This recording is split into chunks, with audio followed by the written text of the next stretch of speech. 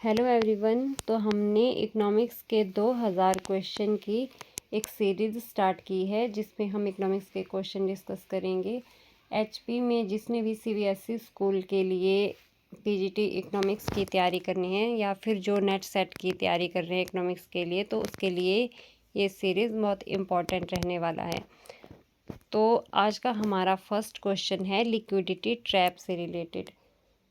What is the liquidity trap? Liquidity trap क्या है? ये एक ऐसी सिचुएशन होती है जिसमें इंटरेस्ट रेट बहुत लो होता है और लोग अपने पास पैसा होल्ड करके रखते हैं, वो बॉन्ड में इन्वेस्ट नहीं करते। अगर हम डायग्राम में देखेंगे तो इसका डायग्राम इस तरह से बनता है। यहाँ रेट ऑफ इंटरेस्ट और यहाँ पर हमारा मनी आएगा।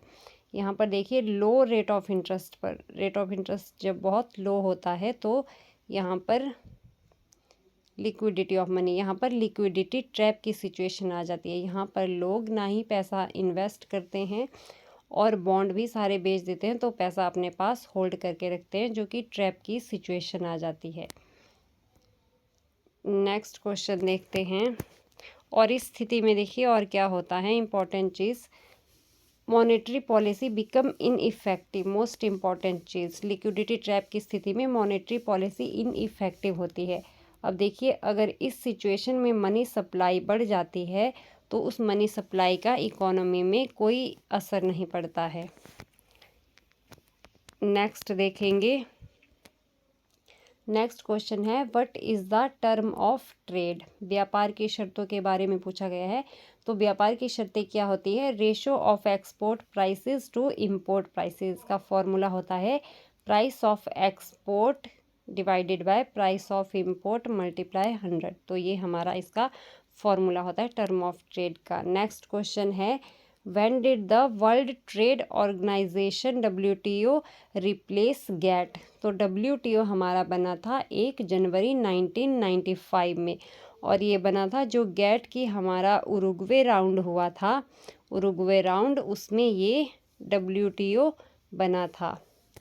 नेक्स्ट देखेंगे। नेक्स्ट क्वेश्चन है टाइप 1 एरर के बारे में पूछा गया है कि type 1 error in hypothesis testing क्या होती है? तो टाइप 1 एरर में क्या होता है, नल हाइपोथेसिस को रिजेक्ट किया जाता है when it is actually true.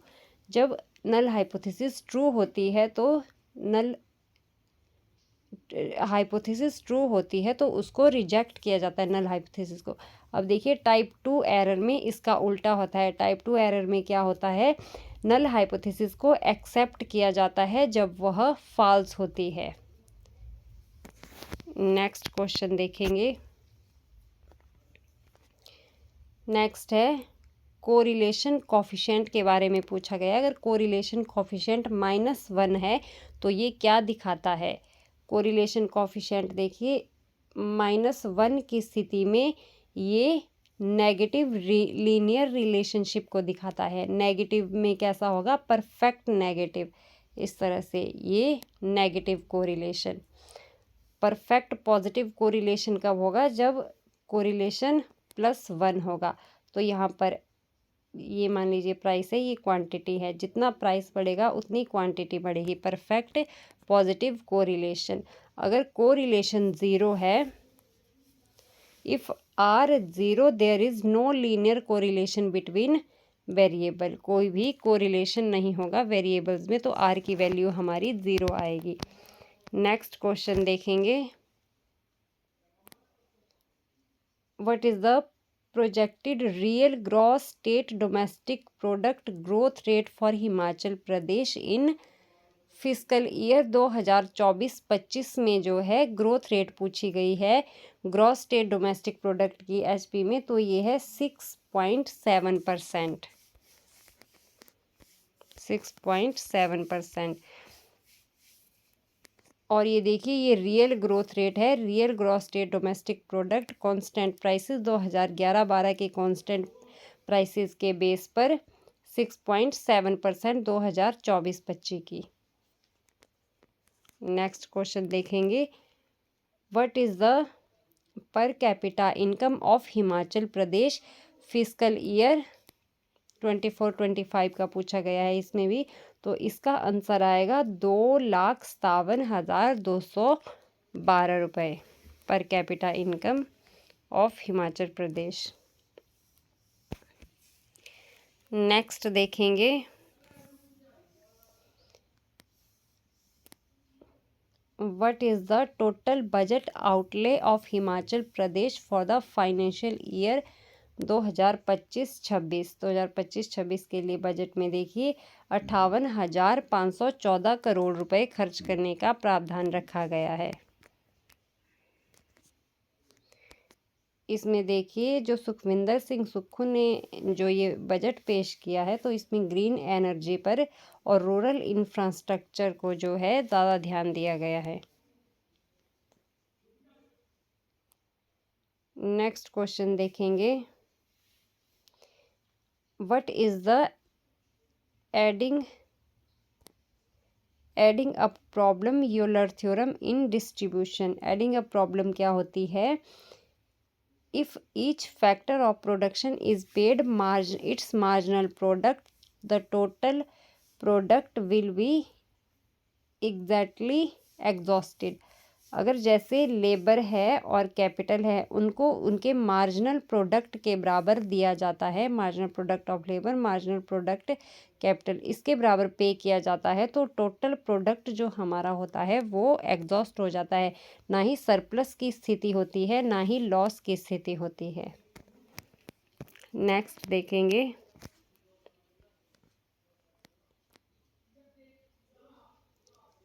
In the prisoners dilemma what is the Nash equilibrium.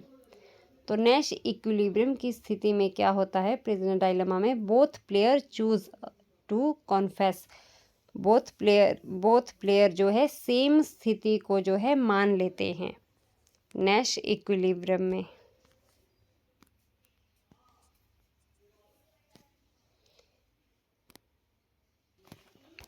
Next question देखेंगे मॉनेटरी बेस के बारे में पूछा गया है। तो देखिए मॉनेटरी बेस क्या होता है? इसमें होता है currency in circulation plus bank deposit with RBI and other deposit with RBI. ये क्या होता है? इसको मॉनेटरी बेस को देखिए most liquid measure of money supply कहा जाता है, मोस्ट लिक्विड मेजर। फिर है when the RBI perform an open market operation by buying bonds. Bond जब ओपन मार्केट ऑपरेशन में आरबीआई खरीदती है तो इससे it directly increase monetary base M0 which then expands the broader money through the money multiplier process। Next देखेंगे next question define financial inclusion in the context of Indian economy. तो financial inclusion में इसका answer क्या होगा? इसमें provide किया जाता है अफोर्डेबल फाइनेंशियल सर्विस किसको?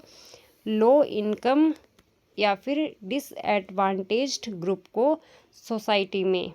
तो इसमें देखिए उनको क्या क्या सुविधा दी जाती है। बैंक अकाउंट्स जैसे खुलवाए जाते हैं, जैसे जनधन योजना में खुलवाए गए थे। क्रेडिट्स और इंश्योरेंस की सुविधा आम लोगों को, गरीब लोगों को इसमें प्रोवाइड करवाई जाती है।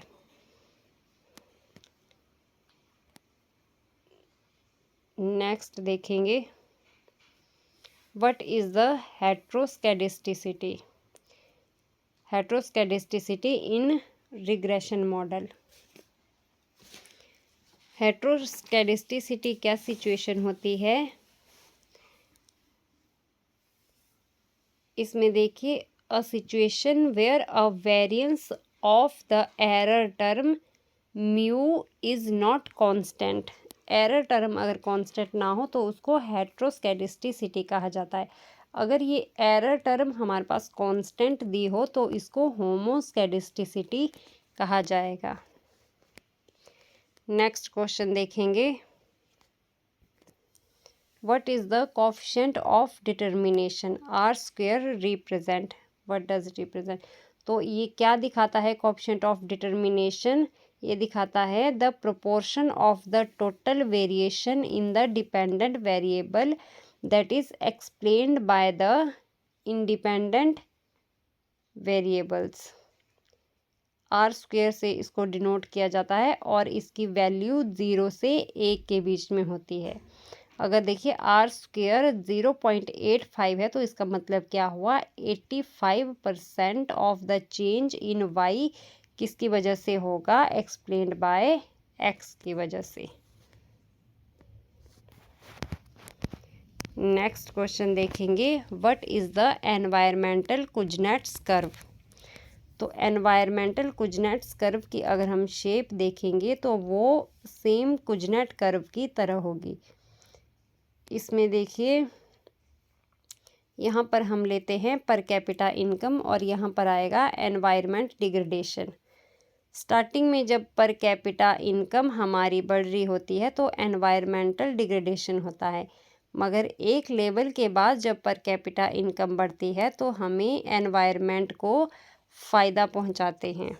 पर कैपिटा इनकम एक लेवल बढ़ने के बाद इसमें देखेंगे a relationship suggesting that environmental degradation increase with income initially but decrease after reaching a certain level of पर कैपिटा इनकम। नेक्स्ट देखेंगे इस वीडियो का लास्ट क्वेश्चन,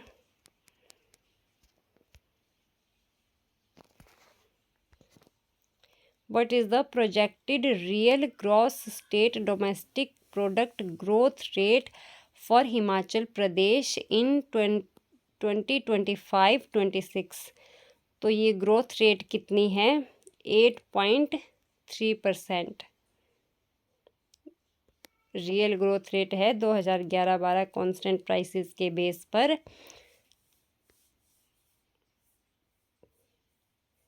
ये जो है 6.4 से बढ़कर इस बार कितनी हुई है, 8.3% ग्रोथ रेट हुई है एचपी की।